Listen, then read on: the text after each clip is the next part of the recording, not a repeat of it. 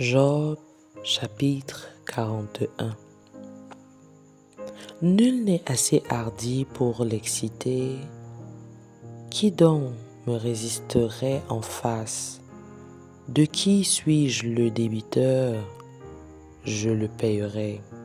Sous le ciel, tout m'appartient. Je veux encore parler de ses membres et de sa force et de la beauté de sa structure.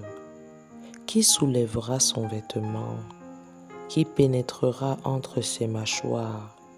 Qui ouvrira les portes de sa gueule? Autour de ses dents habite la terreur.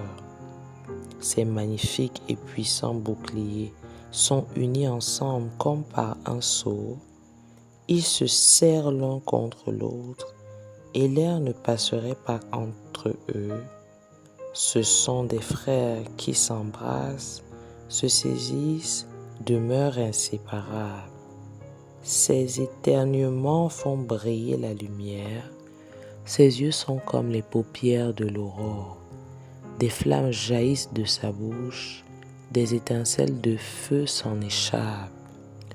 Une fumée sort de ses narines comme d'un vase qui bout d'une chaudière ardente.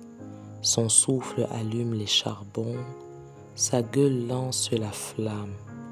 Sa force a son cou pour demeure et l'effroi bondit au-devant de lui.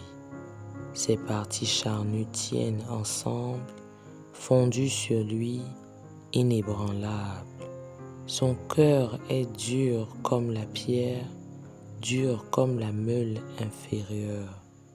Quand il se lève, les plus vaillants ont peur et l'épouvante les fait fuir. C'est en vain qu'on l'attaque avec l'épée, la lance, le javelot, la cuirasse ne servent à rien. Il regarde le fer comme de la paille, les reins comme du bois pourri. La flèche ne le met pas en fuite, les pierres de la fronde sont pour lui du chaume.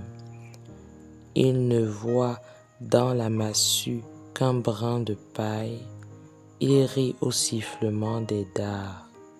Sous son ventre sont des pointes aiguës, on dirait une herbe qu'il étend sur le limon. Il fait bouillir le fond de la mer comme une chaudière, il agite comme un vase rempli de parfums. Il laisse après lui un sentier lumineux. L'abîme prend la chevelure d'un vieillard. Sur la terre, nul n'est son maître. Il a créé pour ne rien craindre. Il regarde avec dédain tout ce qui est élevé. Il est le roi des plus fiers animaux.